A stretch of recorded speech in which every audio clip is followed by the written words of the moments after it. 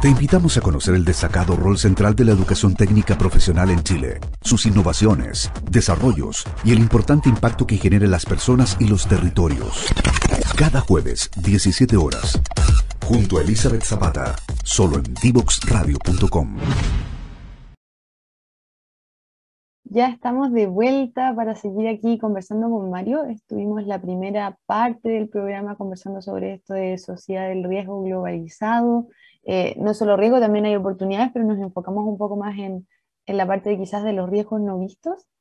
Y me gustaría, le decía ahí a Mario, que de repente en esta segunda parte nos enfocáramos un poco en el segundo concepto que mencionábamos en el título de este capítulo, que es lo de resiliencia organizacional. Entonces, justamente, Mario, tú trabajas con organizaciones públicas, privadas, ONGs, y cómo es, de cierta manera, primero, ¿qué entendemos por resiliencia organizacional, considerando este contexto sumamente cambiante en el cual estamos inmersos, donde hay muchos riesgos y oportunidades? Entonces, de cierta manera, ¿cómo las organizaciones pueden navegar estos contextos? Sí, ahí, bueno, lo que estoy buscando trabajar con las empresas y el cambio que me motiva a lograr con las organizaciones y con las empresas es que ellas desarrollen la capacidad de entender que vivimos en un mundo que es volátil, que es incierto, que es complejo, que es ambiguo, y en el cual es siempre importante estar atento a estas señales de cambio y transformación. Eh, Esto no lo hacen muchas organizaciones. Yo creo que no hay una práctica hoy día instalada en la mayoría de las organizaciones de poder entender hacia dónde va el futuro y cuáles son los escenarios posibles de futuro que uno podría imaginar. Entonces, utilizando distintas herramientas, utilizando distintos enfoques asociados a prospectiva y trabajando con organizaciones en sectores muy distintos, ya que de manera reciente he trabajado con empresas del sector de salud, empresas del sector de alimentos, empresas del sector del retail también, o también de la banca, de muchos sectores distintos.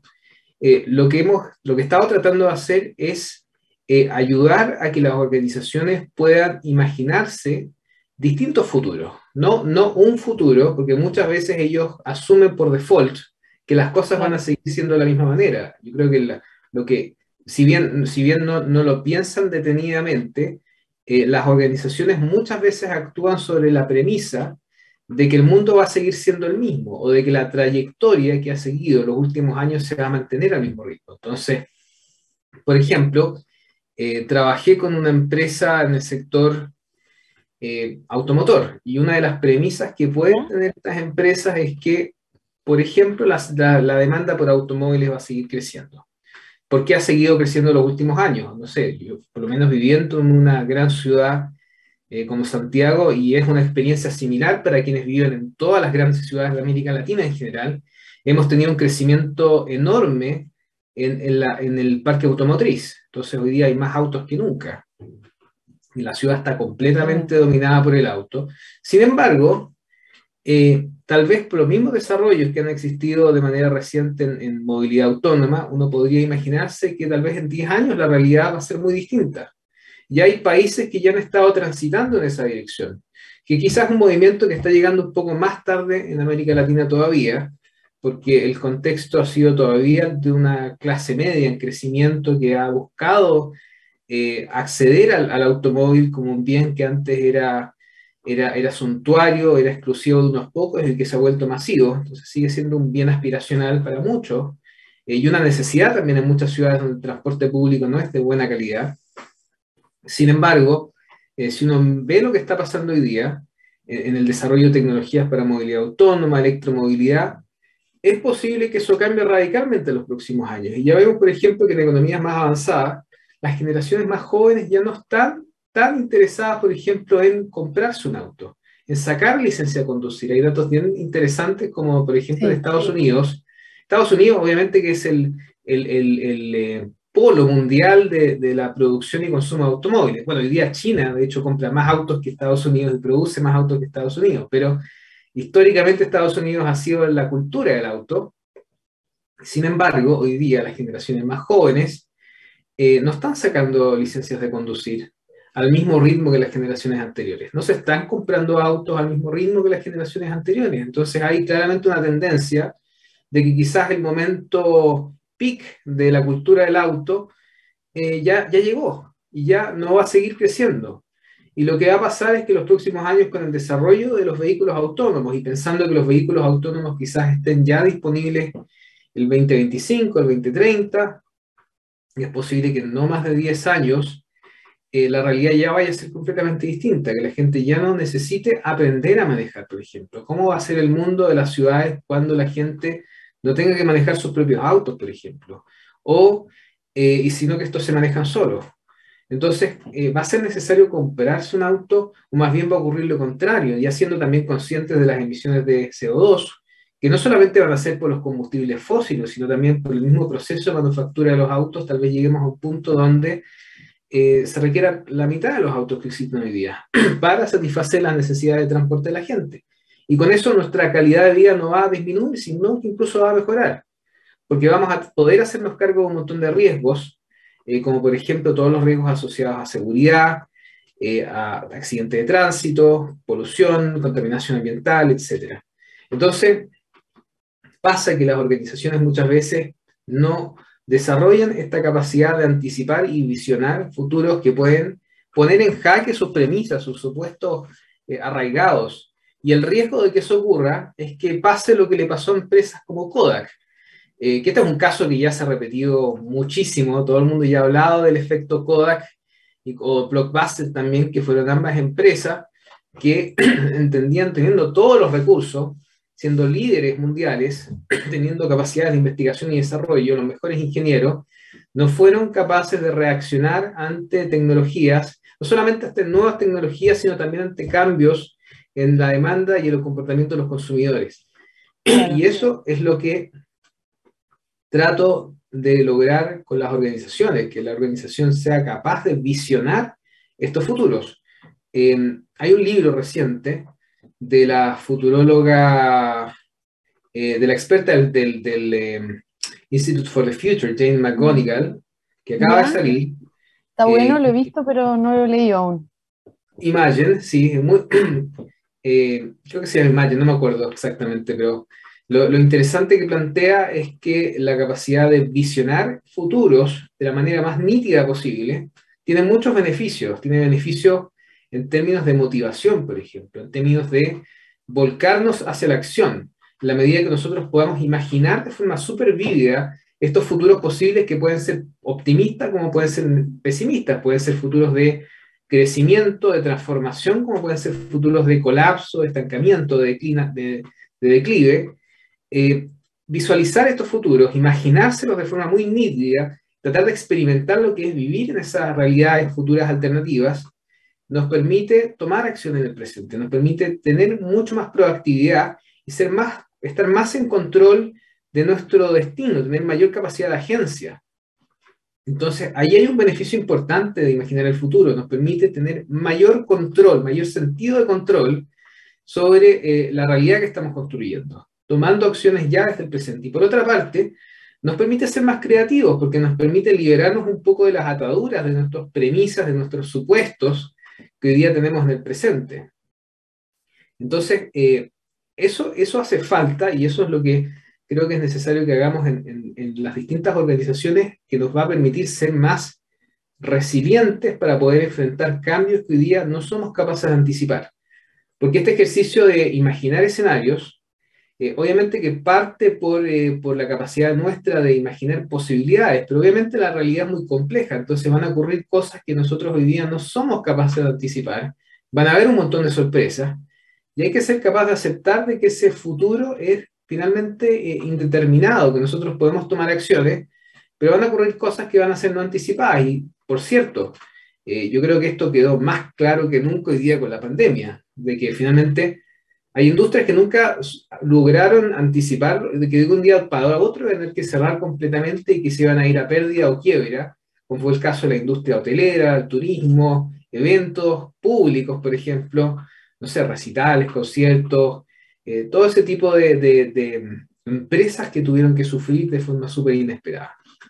Así que un poco la misión es lograr que las empresas puedan imaginar futuros alternativos y aceptar que el futuro es indeterminado y que tienen que ser capaces de poder responder incluso a los peores escenarios posibles.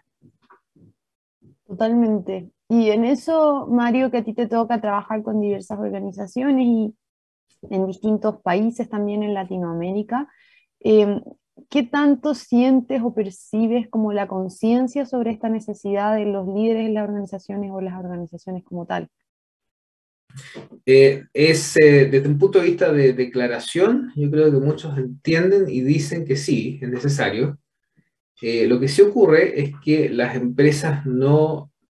La mayoría de las organizaciones está muy enfocada en el presente, está muy enfocada en ser más eficientes, en poder responder a las demandas inmediatas de sus clientes, lo cual es necesario e importante, es parte de lo que las mantiene a flote, pero al mismo tiempo muchas de ellas no tienen la capacidad, no tienen desarrollada la habilidad de imaginar y visualizar futuros, de anticiparse a cambios, de observar tendencias o observar señales de transformación que pueden llegar a masificarse. Entonces, esa habilidad de poder imaginar futuros posibles alternativos, de cuestionar los supuestos que hoy día nosotros hacemos, nuestras premisas, y de poder identificar señales débiles, tener esta capacidad de vigilancia, de observación, de escaneo de señales de transformación del entorno, la mayoría de las organizaciones no tienen esa capacidad. Muy pocas la tienen. Generalmente las que son más exitosas en el largo plazo sí la tienen, porque ya sabemos, las empresas que hoy día son las mayores corporaciones en el mundo y que han surgido en los últimos 20, 30 años, empresas como Google, como Amazon, las 5 grandes empresas del rubro tecnológico fueron todas empresas que se gestaron a partir de la comprensión de cuál podía ser un futuro distinto y apuestas hacia futuros completamente diferentes, asumiendo riesgos y al mismo tiempo también logrando concitar apoyo de inversionistas que fueron capaces de apostar por esta visión de futuro de manera consistente, a pesar de que fueron empresas que no generaban retornos o rentabilidad en el corto plazo. Entonces, las empresas necesitan desarrollar esta capacidad y esto tiene que extenderse también a otros actores que sean capaces de entender estas visiones de largo plazo y entender hacia dónde puede ir el futuro. Eso es fundamental. Totalmente, buenísimo. Mira, estamos llegando lamentablemente al final del programa. Nos quedan un par de minutos antes de irnos a la próxima pausa. Entonces, me gustaría invitarte un poco, si te gustaría dejar alguna reflexión para el cierre, considerando toda la información que hemos ido conversando y estos distintos conceptos, el contexto cambiante, un poco la necesidad de las organizaciones de cómo ser más resiliente y desarrollar esta capacidad. Entonces, me encantaría dejarte un par de minutos en caso de que quisieras cerrar con algo en particular. Quería recomendar quizás el uso de una práctica, más que herramienta, una práctica, que es bueno en todo diseño de estrategia, que tiene que ver con el análisis pre-mortem, con imaginarse qué es lo que puede matar a mi proyecto, a mi negocio, y las mil formas en que este proyecto o negocio puede ser un fracaso.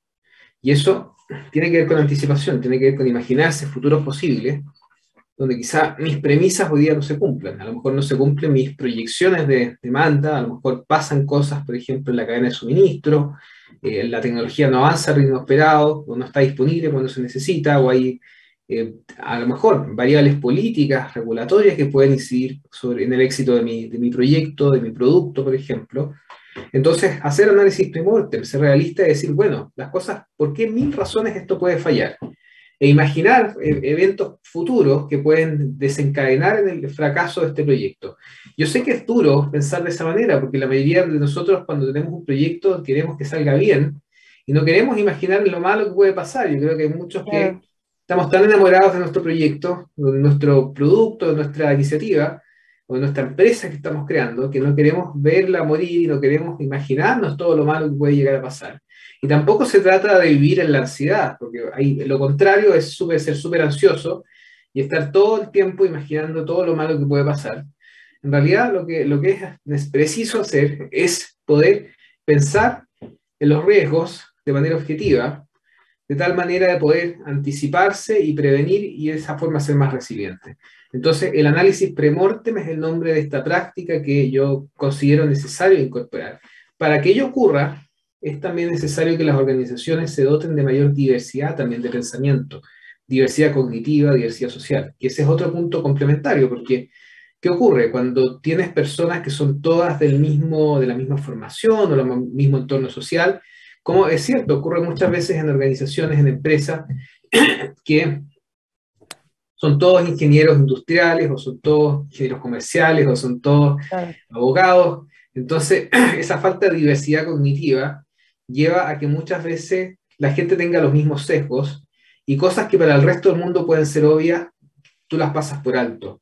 Y eso lleva a que muchas razones por las cuales el proyecto puede fracasar pasen inadvertidas. Hay muchos ejemplos de eso, de proyectos que fracasaron porque faltó esa visión externa que te dijera, bueno, sabes que en realidad esto es obvio, pero tú no lo estás viendo, puede fracasar por esta razón.